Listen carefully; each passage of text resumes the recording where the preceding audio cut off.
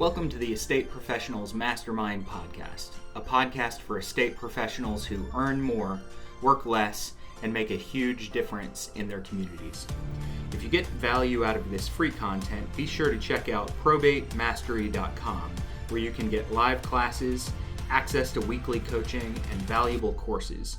To learn more, visit probatemastery.com. Now let's jump into this week's content. Welcome. This is Tuesday, and this is the Probate Mastery Real Estate Coaching Call. We do this every Tuesday at 11 a.m. Pacific Time, 2 p.m. Eastern Time, everything on either side. I'm Bill Gross. I'm the moderator. I'm the leader of this call.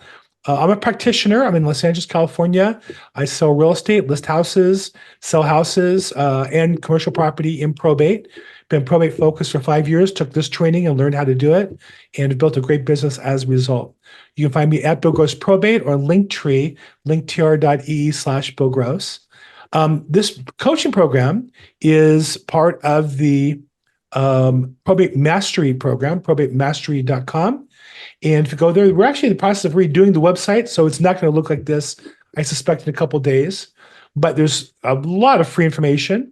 There's also a certification program, which is, I think, the best in the business. And I've taken 5 or 6 of them. I paid for this one twice, as it turns out. And there's other courses as well. You can click on there.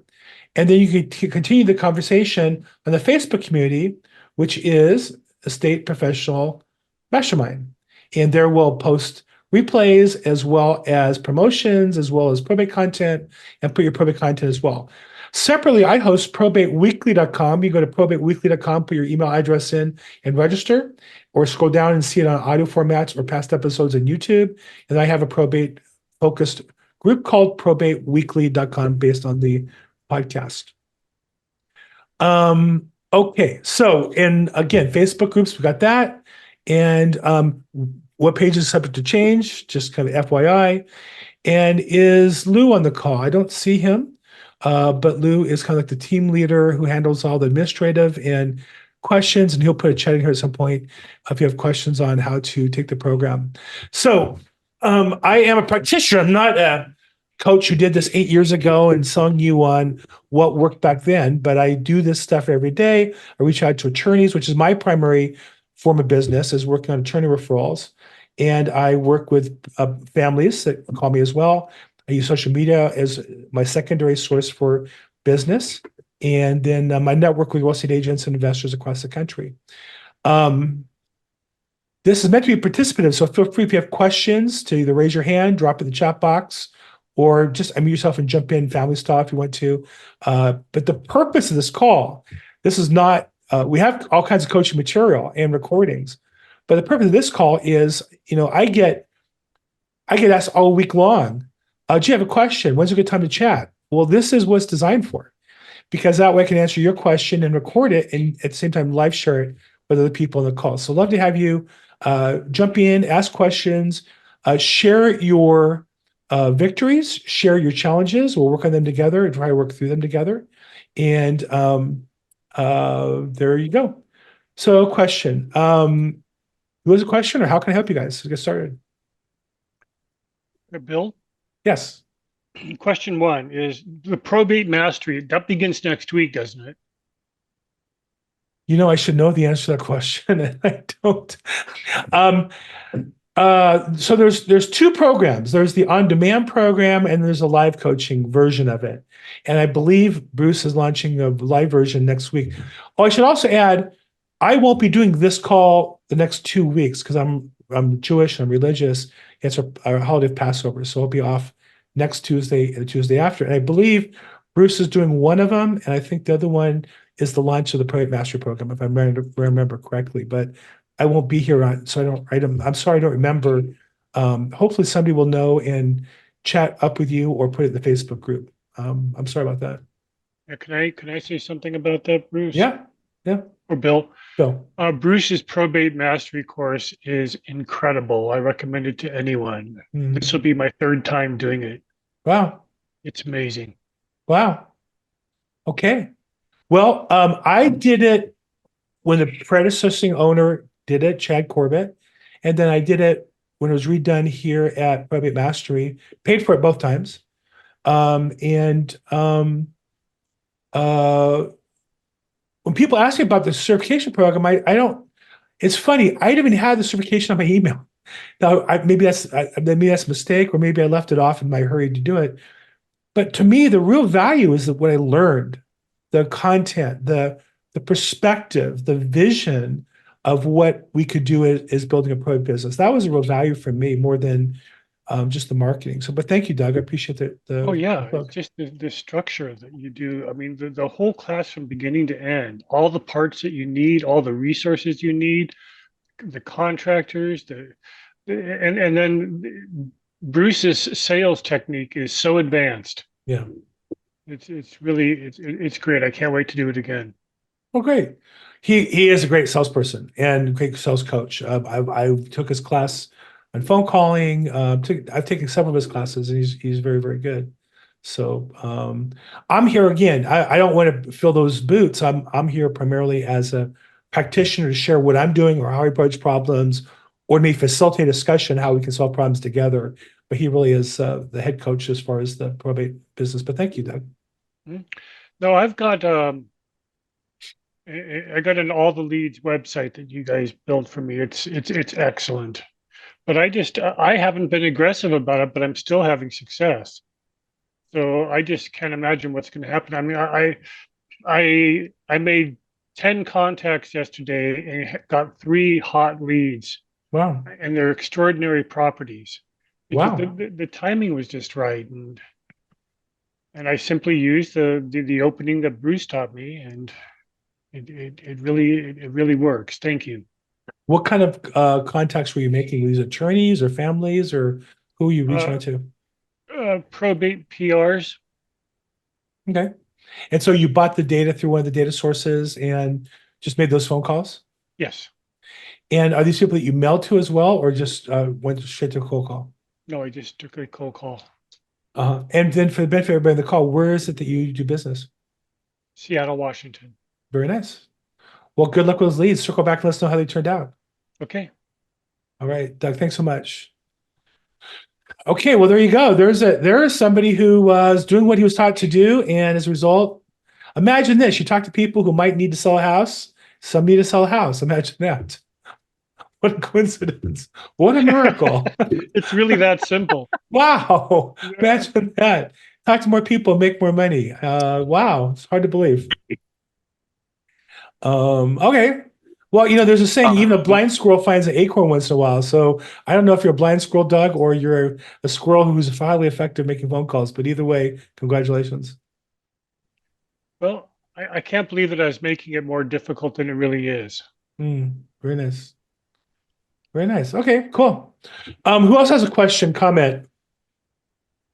George, see your hand up. Let's bring you. Nope, not hand down. It's Geoff.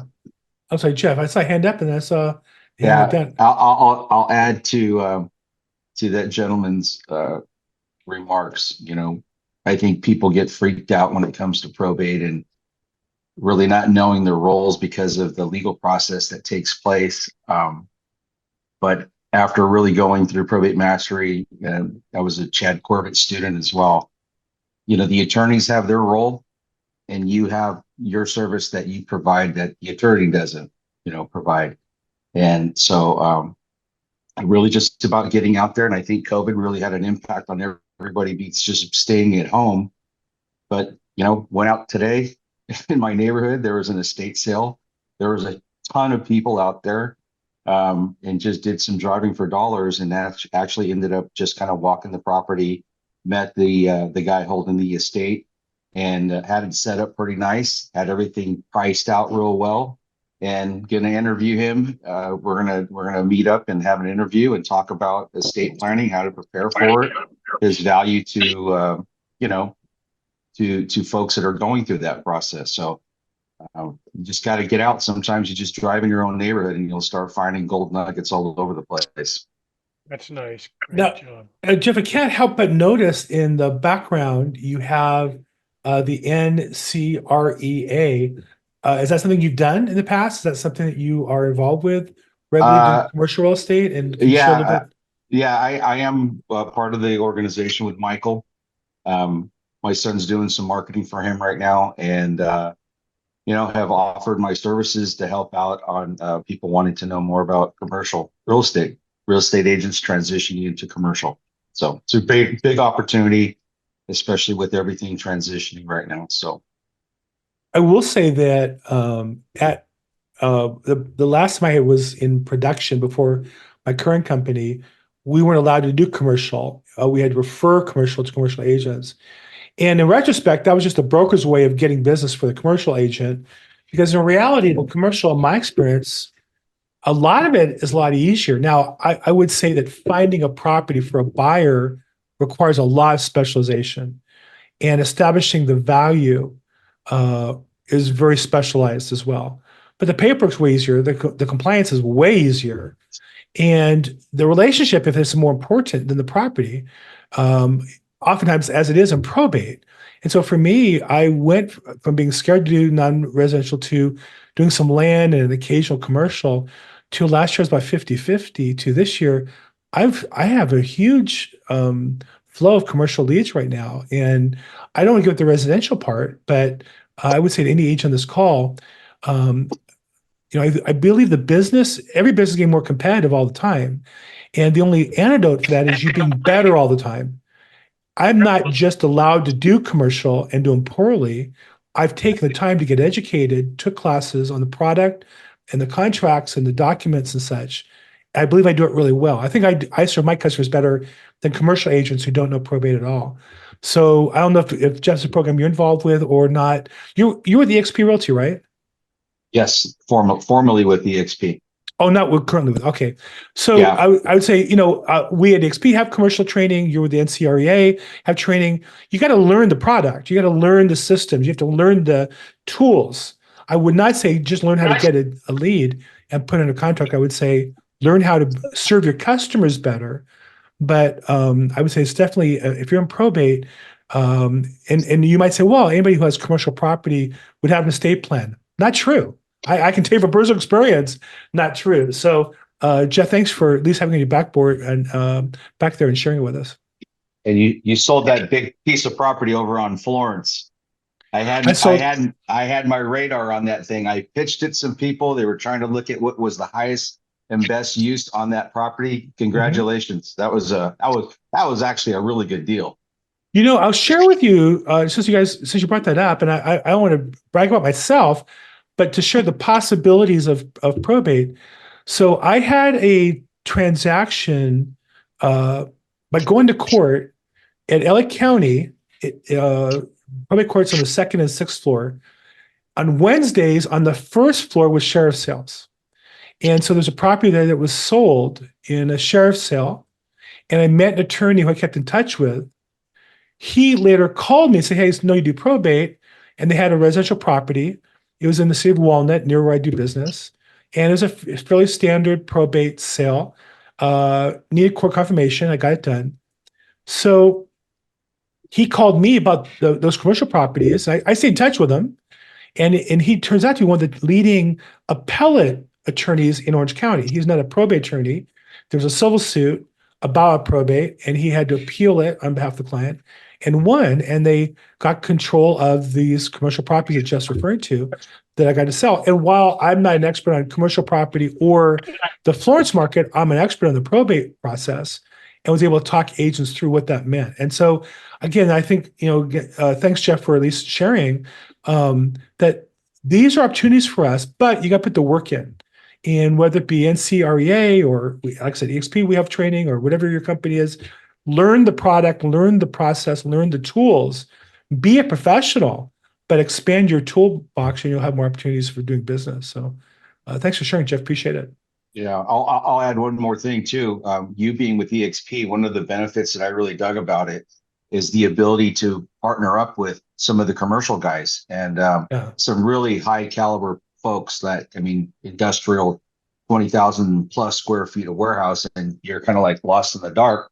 Right. You have the flexibility to do that. And that's something that NCREA brings to, like, give it away. Don't give the business away. Partner up with somebody and get something. Something is better than nothing. So you learn.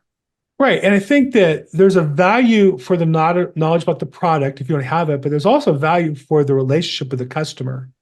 And so if you bring that and you can partner with somebody, whether it's in your company or a professional organization, you need to do that and bring that value to your customers. So it's not about, whether you can do it or not. It's what you need to do in order to help your customer. And either find an expert or be the expert. Either one works. So thank you, Geoff, for sharing that. Okay. Thanks again. And I'm going to pull him out. And I see Sandra, you've been patient. Sorry about that. Hand up. We'll put your hand down. Sandra, what's going on? Hi, I have two questions. First of all, let me just introduce myself. I am a boutique real estate investor. I've been investing now in 3 states, New York, Arizona, and now in Florida, where I reside. We're in Florida. The Tampa region, Tampa Bay. Very nice. Yeah, love it here. Thank you.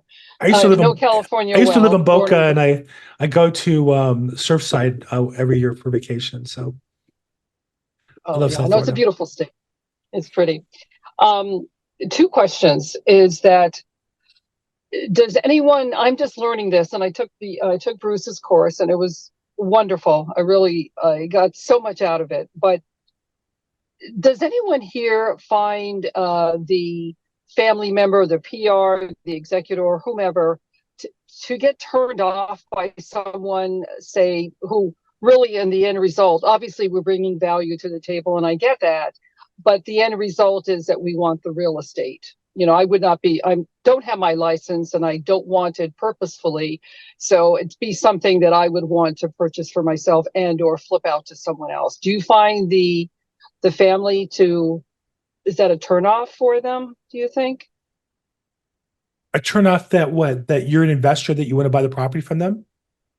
Yes, but I'm also adding value as well, just going through the process of the concierge service. Mm-hmm.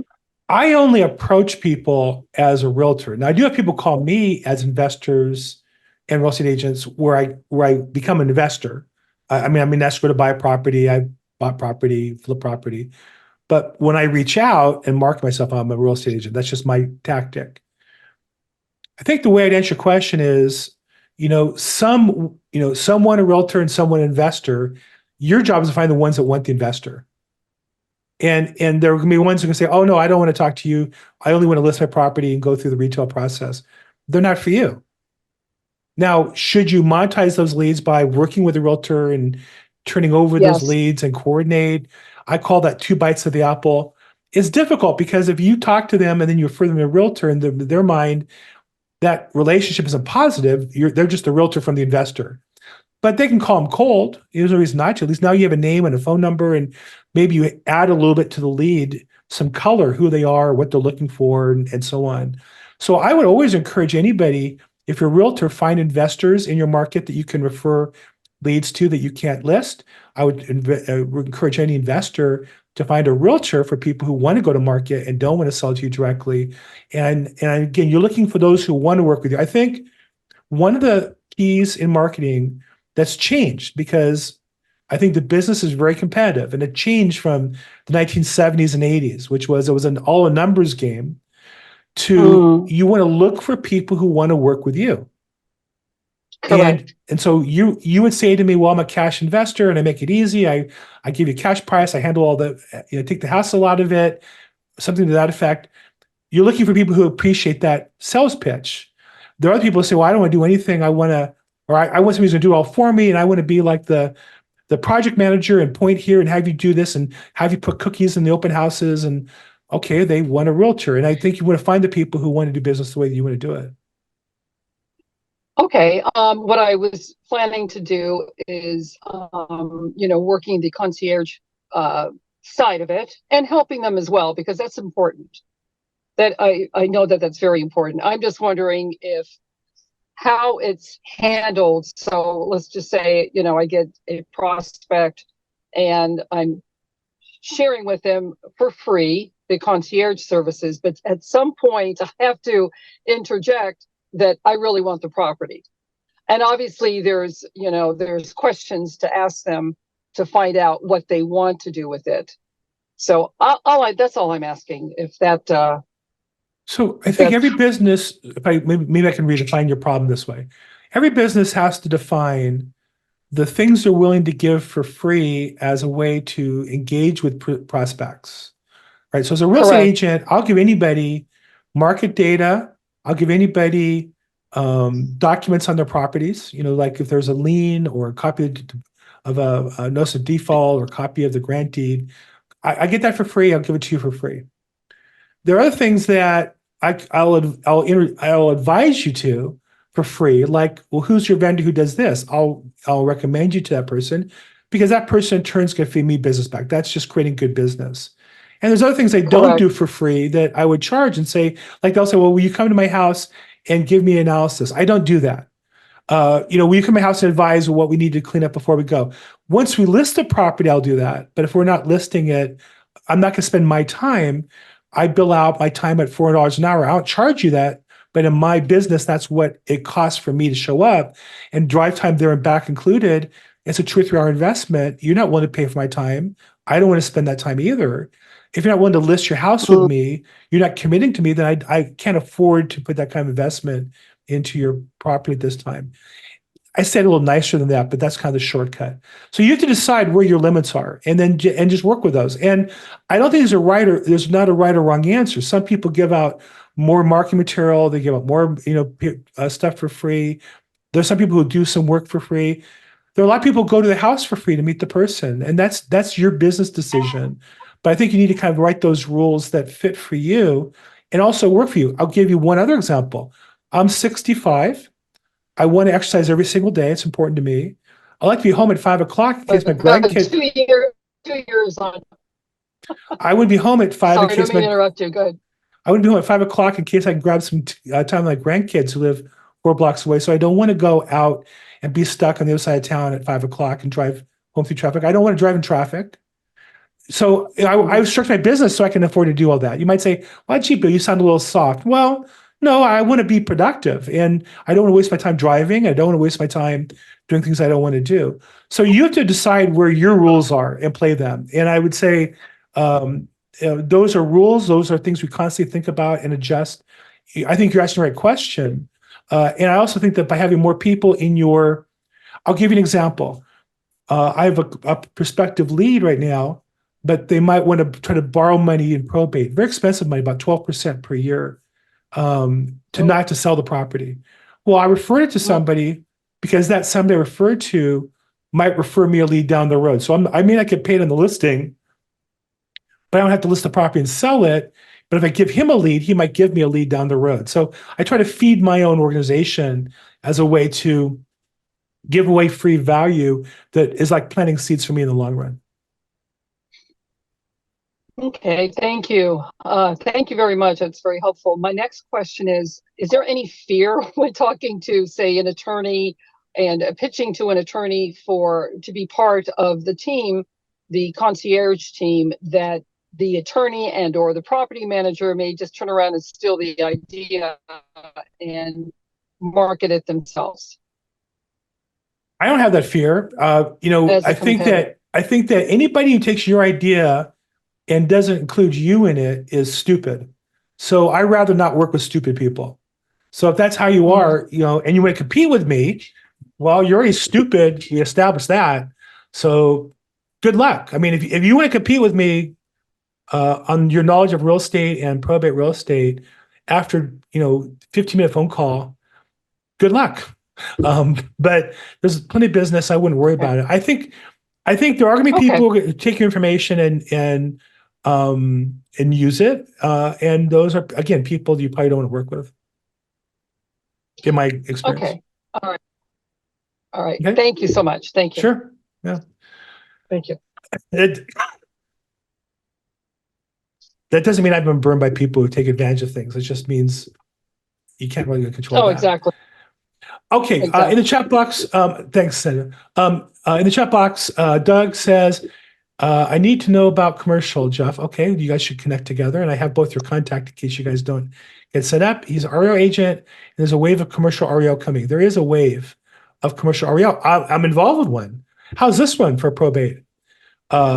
interesting factoid. So I'm representing a state where the person passed. He had 20 commercial properties, I guess 19 and one residential. And he had only one that had a loan in his name. U.S. Bank was the mortgage lender. But in the commercial loan, which is unusual, not true for residential, I don't believe, on the commercial loan, standard loan, if the person who guarantees the loan passes, the loan they can call the loan. They can say you're in default of the loan terms. And so here's a nice $3 million property, maybe round numbers, with a $900,000 loan on it, performing, paid on time. The state's worth $40 million or so, but they're going to call the loan because U.S. Bank is stupid. And I think all the banks are kind of like the post office these days. They all, the big banks all kind of got together and agreed to act like the post office to destroy our banking system. That's a long discussion. But I mean, it's just so rude and just shocking. But here's a loan that's technically in default. So if you can't get it refinanced or sold, what's going to happen to it? It's going to go into, oh, sorry. Right. Well, Doug said the REO wave coming. And I think some of it is just because if you create needless demand for a product in a market that's depressed already, of course there'll be more REOs. So for those of us in the probate business, it's certainly worth reaching out to commercial bankers to say, hey, I know this scenario exists. I happen to have a company where we invest money and we'll do the bridge loan and then refinance it once the probate's done. So, but that's going to be a piece of the puzzle. So, yes, Doug, I think you're right. There'll be a bunch of REOs, but I think as probate, there's a piece of that we have a unique opportunity to fix. Okay, Lou Gutierrez is in the chat box. So notice there he has some good information about the fees and the timing of the program. Reach out to him if he can help you as well. Krista says that she started her year with 2 commercial transactions, churches. Very good. And you got a class 20% increase over the list price, put them in a new building, to suit their needs. Kristen, in your listing agreement, you should have an agreement where every service, they do a prayer for you as well. I would put that in as part of the deal. If you got them over list price, you should get like an extra prayer, or maybe once a week at least, something. I think that'd be worthwhile. Okay, Alexa says, welcome to my neighborhood. I'm in Fort Lauderdale. Hey, Alexa, I probably say every phone call, I love Florida. I used to live there and I want to move back, but my wife and grandkids, it's not going to work out right now. So, and let's see here. Matt Price. No, I didn't say $40 an hour. I said $400 an hour, Matt. Yeah, no, I'm not $40 an hour. I'm $400 an hour. I look at myself like an attorney, like the senior partner of a law firm. I'm the rainmaker, and I bill myself out at $400 an hour. And so if I'm going to do something, I have to find a return to get to that point in terms of gross revenue to make my business make sense. Lisa Young asks, do you use landing pages, direct to website, or YouTube site and captures people's information as a lead source to grow organic probate leads? So Lisa Young, I do a lot of things. I use Probate Weekly as the tool to get people to give me their contact info. And so I have a landing page in Mailchimp. I have a Facebook group that I collect information from as well. So I say those are the main things I do is I use Probate Weekly and promote that to attorneys and families. And then I capture them to either sign up for the weekly program and the past episodes or the podcast, as well as the continued conversation on the Facebook group. And the Facebook group is set up to capture their email as well. Okay, Geoff, Gold Nugget here. Listen to the TREP podcast, Commercial Real Estate Financing. Okay, I'm going to make a note to do that. Just 1 second here. I'm allowed to get good ideas off this call too, right? I mean, I'm not just here looking good and handsome. I'm here to actually learn too. Okay, I think I'm caught up with all the chat stuff. I see, is it Terrell or Terrell? If we can get your camera on, I get you to come in here, or you want to ask a question, go right ahead. It's Terrell. Hey, Terrell. Or Terry, if you will. Sorry. Okay. And I was calling last week. I had a conflict when Dave Pannell did his presentation, the 5 or 6 step program. And I understood that there was going to be a replay that was going to be sent out to people that registered, which I did. And I've emailed the support group a couple times and haven't received a response. I didn't know if is there a place that is posted within the Probate Mastery? I've checked Facebook as well as the website. I don't know, but I would say that that's a question. I would post that in the Facebook group, and you should get an answer there. Okay, great. Thanks. It's a good place to post those kind of questions, and I'm looking, and I don't see it posted here in the group. So, but it would only be sent to those of you who took the course. So put the question in the Facebook group, and you should get an answer there. Great. Thank you. And if Lou, if you're still on the call, you might be able to help as well, Terrell Peterson. Terrell, thank you so much. Okay, who else? Questions, comments? I think I'm up to date on the chat box. Lisa looks like I answered your questions. Good.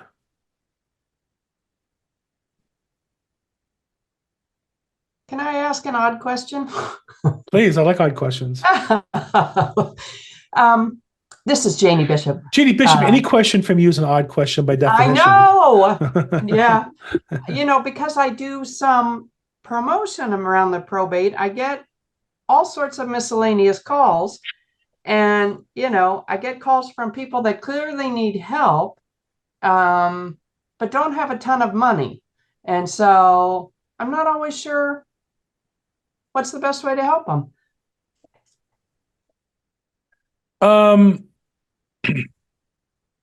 Well, I obviously each case is individual, so I don't have a blanket answer. I would say I more and more of my consumer business is solving those problems. I think practically I just find those problems interesting and solve them.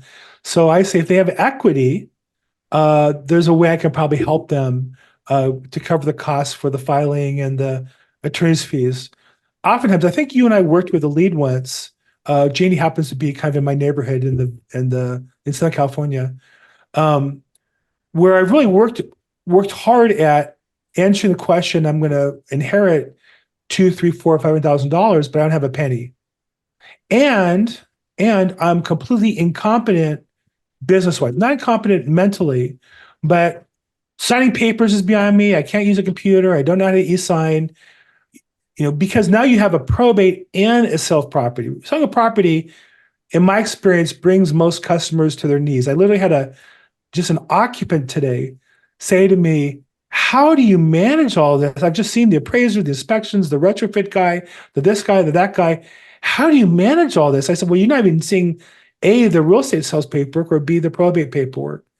And so increasingly, I've been encouraging heirs who don't have the business ability to manage what's a business, a $500,000 business transaction, to hire an appropriate fiduciary to handle that for them. So they make one decision, they agree on the fiduciary handles the business, and then writes them the check at the end.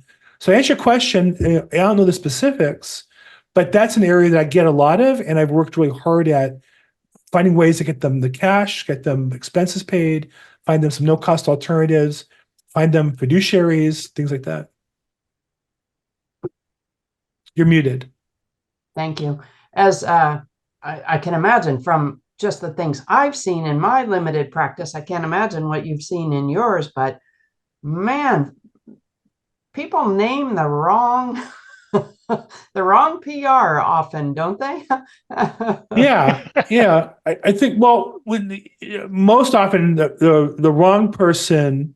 It's so funny because I had a case where there was an investor found a vacant property, and I worked with a company. I said, I'm going to file, because anybody in California can file probate. Now, heirs have priority in most cases, right? Certainly children have priority over anybody. I'm an anybody. Creditors can file probate. They have priority over anybody. But if nobody files it, you can file probate. So I went ahead and filed a probate, and we did heirs research, and we found a couple heirs. And the heirs said, no, we want to do the PR work ourselves, but we'll use you as a realtor. And she constantly complained to me about the attorney, and the attorney about the process, and me and me, and as if we were supposed to do all the probate work for her. And at the end, I said to the attorney, it's so interesting because originally I was going to be the fiduciary and I would handle all of this and got it done in half the time. She wanted to do it to save the money. It took an extra 6 months to get paid. And she complained about everybody else not doing her job for her. And so I think the way I would say this is it's a lot of work. Being a personal representative, people understand it is the reason why in California we have by law a statutory fee, can't exceed that, but fairly commonly awarded, is because it's almost like a job. If you have a $500,000 inheritance, it's going to cost you, most people, $20,000 worth of time to get that done. It's going to be hours of work and shouldn't be taken lightly. And people think, well, I just filed the paperwork and then I'm going to get the house. Well, it's not that simple, not even close to that simple. So yeah, good point. Thanks, Janey. Always nice to see you and hear from you. You're muted again, but that's okay. I think you intend to. Okay, other questions, comments? I think I'm up to date with all the chat box stuff. Anybody else want to jump in? Raise your hand, put it in the chat box, unmute yourself. No? I can sing. Hey, Bill? Yeah. It's funny. I offer to sing, and right away somebody jumps in. What's up, Roger? I wanted to stop you from singing. You ever had an attorney cause you grief we have letters of full administration. We wanted to go ahead and close the property, which I sold, and he refused to provide the letters of opinion to the title company and the notice of proposed action. He's forcing us to go all the way through to the court date in order to close out the property. I mean, I don't understand. This is an attorney with 40 years experience, and he's forcing us to do things the hard way. Well, first off, 4 years experience to me, for the most part, sounds like somebody who is old and kind of lost their edge, right? And so there are people who age and seem to hold their game together longer, but there are quite a few that aren't. And so in general, when I see somebody of my age or older, rarely are they still on their game, number one. So don't be impressed by the years. And two, people can do the same thing year after year for 40 years and the market changes, they get passed by. Can I ask, where is this, Roger? Where do you sell real estate? Alameda County, California. What county? Alameda County. And the hang up is you don't have the letters of authority? No, we have full authority. What don't you have? Right at the end, when they, in order to close one with full authority, you have to have an opinion letter from the attorney to the title company, and you need a notice of proposed action. And So the issue is the appearance opinion letter. yeah, but he won't provide that. Yeah. So what I would say is not all companies require that. And in some circumstances, it's clear that's not required. So I've been in that circumstance where attorneys just don't want to do it. Yeah. They just don't want to do it. Or they'll say, once the court approves that we don't need to do it, then I can rely on the court, which is really the incompetent attorney's way of protecting himself. And so I think for the most part, well, let me ask you this. Do you know what the total assets of the estate are? Yeah. Net about 500,000. Do you know what the minimum required amount is for estate taxes? No, I don't. It's like 11 point something million dollars. So when the title company starts with that, what I do is I get the inventory and appraisal report, which is usually public records, part of the probate file, and say the only assets the house is $500,000. There's no way there's an estate tax due, and that suffices for them. That's the title company not really knowing what to do. I've closed probably 60 probates with this title company. I think they're pretty sharp. Well, they're making you jump through a hoop here that you shouldn't need to jump through. And I've changed, and frankly, I've changed title companies. I've said, look, I get you want to wear 2 belts and 3 pairs of suspenders. I understand that. You're an insurance company and you want everything to be perfect. Life isn't perfect. I gave you 100 deals in the last couple of years.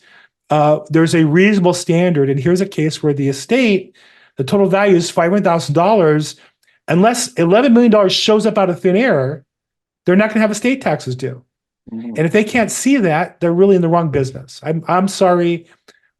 I find these title company underwriters, you have got to push on them from time to time, or they'll just, the old days, they would send you coffee cups and donuts. These days, they don't even send you coffee cups and donuts. They even do their job for the most part. So I would say to you, this is a title company problem. And the other solution is, I go to another title company who's been calling me for business and say, here's a case. Can you insure this, yes or no? They say yes. I go back to the first title company and say, sorry, I guess you don't want to insure the title. This other company is going to do it. But it's really that's a mistake by the title company. Okay. Appreciate your opinion. Okay, good. And circle back. Let me know if it worked out or if I'm wrong, or, I'm always open to learning.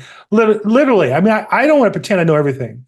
I learn things every day. Literally this morning, one of my contacts showed me a concept I didn't know, which is in some cases, like in my case, I have a probate with multiple properties. You can have a partial distribution to avoid, in this case, foreclosure. I didn't know that was a possibility, but there is such a petition for that. I didn't know there was a petition for partial distribution. So again, I'm learning all the time, and I don't want to say I'm the be all know all. I've solved that problem before, but maybe there's something else I'm missing in the discussion. So please circle back. I'm missing. Right, but please circle back to let us know how it works out, okay? Okay. Thanks, Roger. Thanks so much for sharing with us. Okay, it's possible that I was wrong. I thought I was wrong once, but I was wrong. So, and I'll start for you. If you have any married ladies on the phone, my wife says she married Mr. Right. Mr. Always freaking right. So, yeah, there you go. Okay, questions, comments, victories. I love what Roger brings up. I love those circumstances because hopefully we all learn there's such a concept as an attorney's letter. We all, hopefully after next week, we'll even learn to be reminded what the right answer is, which is required, why is required, how can you get around it or work around it.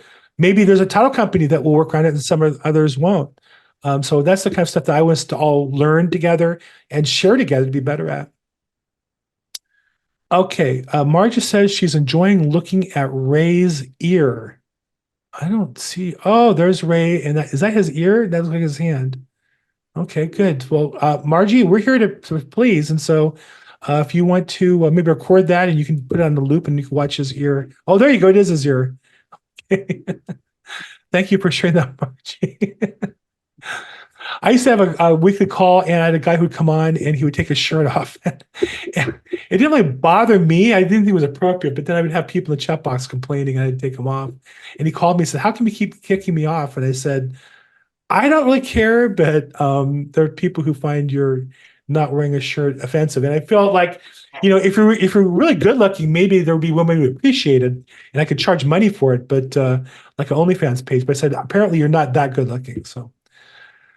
Okay, who else? I didn't want to go down the whole thing with taking clothes off. Let's change the subject real quick. Okay, questions. Matt Price. I had an attorney who got censored by a judge because he didn't understand ownership rights in the state. I told him several times what law says. He said I was wrong. Judge said he should have listened to me. Yeah. I think that now I know, Matt, you're in a different area than I am. I'm in Los Angeles. We're, big city, metro, kind of impersonal, rude, kind of. But I've been to court enough times that some of the judges know me, and there've been times that I've made a case, and there are times that I reference probate code, and I bring the code book, so you can see behind me right there. That blue book is the probate code book for California. When I go to court, I bring it with me, and I have it dog-eared with marked with little tags with certain pages. And I've had judges where I say, "Excuse me, Your Honor, but probate code 10153C says blah, blah, blah." And they'll look it up and they'll go, wow, you should be an attorney. And I say, well, I take that as an insult.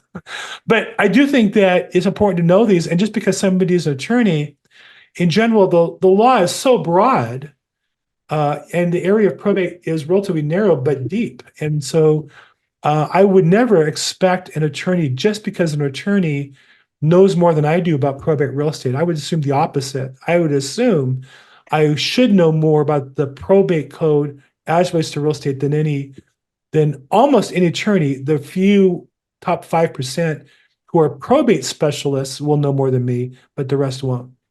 That's my experience. Okay, Geoff, your hand is up. Let's pop you in here real quick. I think you're on mute. Is that me or you? Oh, something happened to my end. I can't hear you now. That's interesting.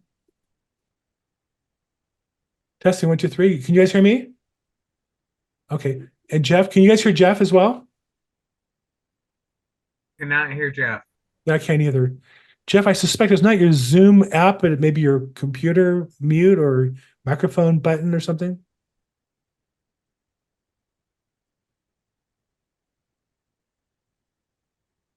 Yeah, and I see in the Zoom that your How microphone's about not- now? There you go.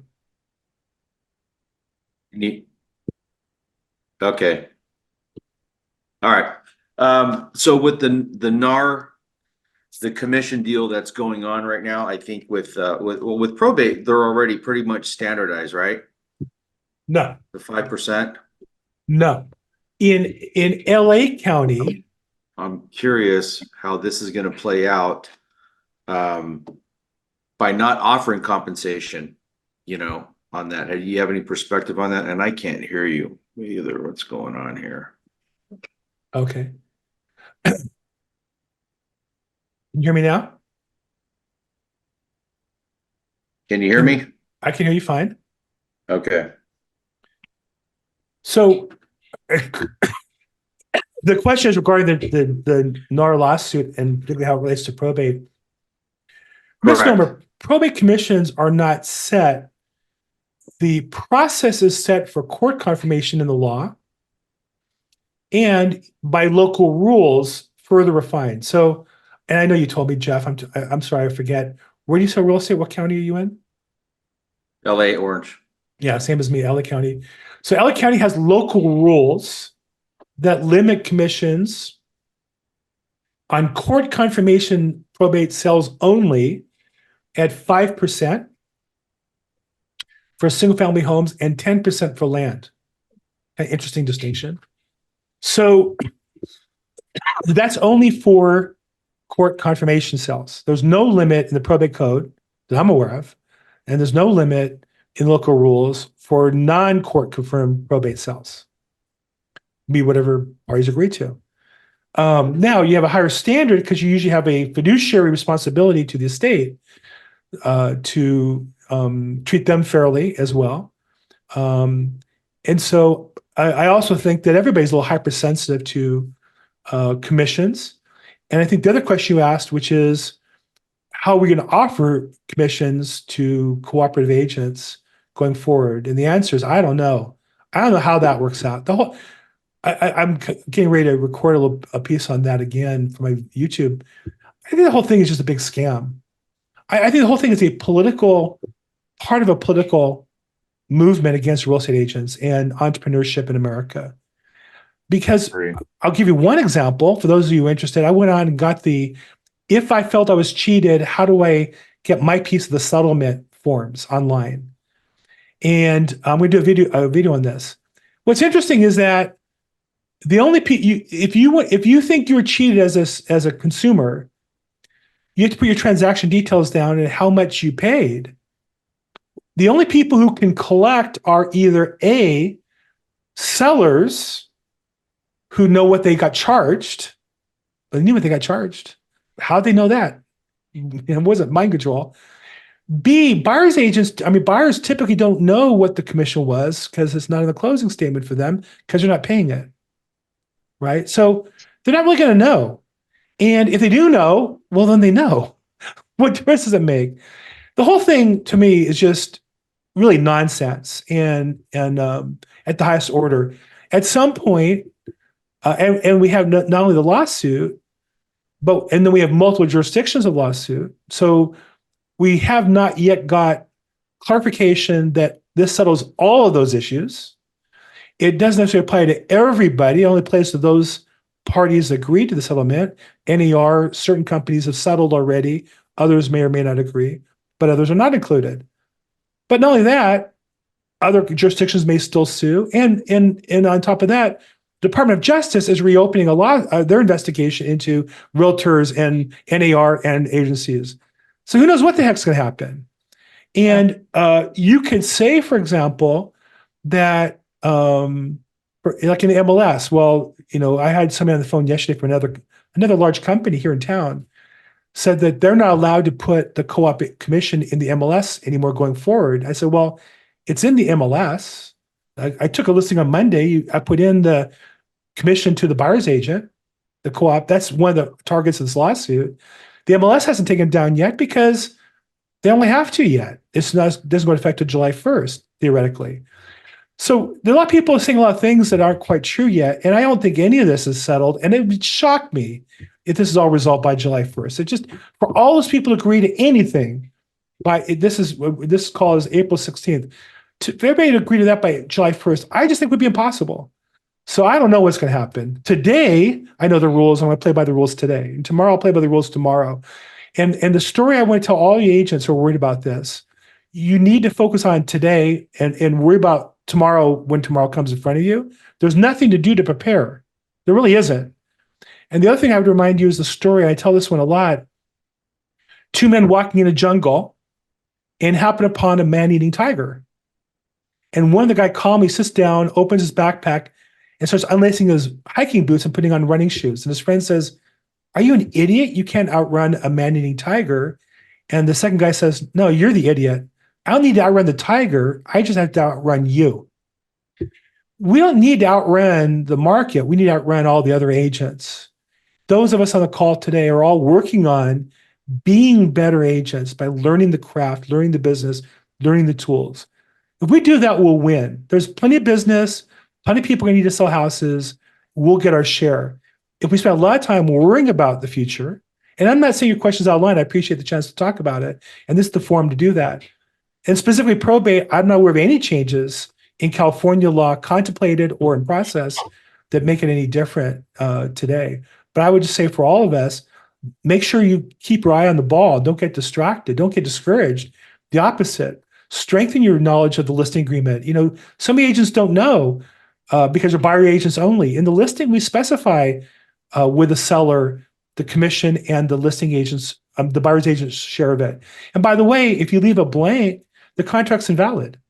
So we can't just willy-nilly change the number or make up whatever we want it to be. There's a discussion with the seller every time, and we put in the MLS. So anyhow, that's my soapbox on that topic. I like Bill, I of course read your emails, but I like the premise from some of the news media that somehow if the buyer's agents are supposed to work for free, that somehow the selling prices would stay about the same and that there would be this massive savings to the clients. And it's like, well, yeah, but if there's nobody pushing your property, you're going to get half the price. So it sounds good on paper to the class action attorneys as they collect their fees, huh? Right. There's two things that I find interesting. The same press and we all are victims of this, and it starts with Zillow and Redfin, who put us down all the time in the press, and they control the press. But they put down our commissions because instead of 5%, split in half, 2.5, 2.5, that's too much, right? So instead of 2.5, it should be 1/2, it should be 1, it should be half. Whatever, the stupid press thinks it should be, they put an article on that, and Zillow and Redfin will badmouth us. At the same time, they will support attorneys. When they correct this thing, the attorneys get 30, 40% of the settlement, right? Of the $1.4 billion, they're going to get 500 million of it. They're going to get paid first. And in LA, the funny part is we have this mansion tax. Any house over $5 million pays 4%. That's more than either realtor, buyer side or seller side, on almost all transactions. So it's just funny how politicians and the press, and in LA, the press is very supportive of the mansion tax. Oh yeah, 4% to up to 10 million, and then 5.5% over that. And meanwhile, the sales of homes in those price ranges have dropped 70%, destroying commissions, destroying stagers, moving companies, painters, landscaping people. So the whole thing is just political nonsense. And I think we as realtors need to get involved and vote our business and vote our principles. Otherwise, other people will vote their principles and their business and put us out of business. Okay, I need to get off my soapbox. I'm a little worked up today. So if you want to stay on your soapbox, I got one for you. I got a call the other day from a bankruptcy attorney who is also one of the administrators, and he wanted me to list a property for 1.5% with no buyer's commission. And I told him, I'm sorry, but that's not going to work. Yeah, I'm sure, and I always tell people this all the time. I'm sure there's somebody who would do that for you. They're just not as good as me, so good luck. Sorry, not sorry. And you, by the way, when you're frustrated and don't get the market price for your property, feel free to call me and let me know I was right. Because the reason I don't show buyers property, I don't really work with retail buyers, is because it doesn't pay very well. The 2.5% commission isn't worth it. Now I can play games and force the buyer to use me and screw over my seller. I guess that's an option. I choose not to play that game.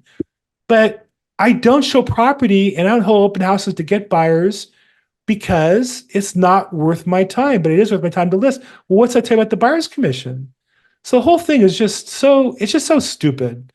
And I'm just so tired of listening to the CEOs of Zillow and Redfin pontificate. People have never sold a house in their lives and spent their whole lives trying to destroy realtors, and now actually both hire realtors to sell houses for their platforms. The whole thing is just so aggravating.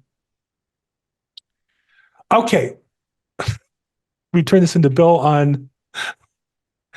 Bill Gross got run out of the real estate industry by going on YouTube. Whatever. You know what? I've never been arrested. I pay my taxes. I don't owe anybody anything. I'm a grown man. My wife loves me. My grandkids love me. If you don't like that, sorry, not sorry. Okay, who else has? Let's go back to probate. Who's got a question on probate I can help you with? Let's wrap up here. Actually, I think we've gone to the end of the hour. I don't know. That was kind of fun. Hope you guys. I have podcasts. If you're interested, you can go to @BillGross Probate. It's my YouTube channel. I have a real estate market update every Monday that goes out that I talk about these topics. I also have one called Real Estate Ripoffs, where I take one company or institution at a time and go deep on them and do my best to hold them accountable for their nefarious activities. So feel free to join my YouTube if you're interested in those podcasts. We'll wrap up here. I guess it was a good time as any. This was the, I guess it still is technically, the Probate Mastery weekly real estate coaching call. We get together every Tuesday, 11 o'clock a.m. Pacific, 2 p.m. Eastern Time, probatemastery.com. This website's going to change here shortly, but we have a lot of free resources as well as a certification program. I think the best in the business. And then also various course bundles. You can continue the conversation on the Facebook community, which is Estate Professionals Mastermind. You can post your content. You can see other programs, replays, and such. Ask questions and also get customer service there. Thanks to all those who participated. Roger, Janey, Geoff, Matt, Doug. I'm sure I'm leaving some of you out. Sandra. Thanks for being on the call today, guys, everybody. Have a great week. We'll talk soon. Bye-bye.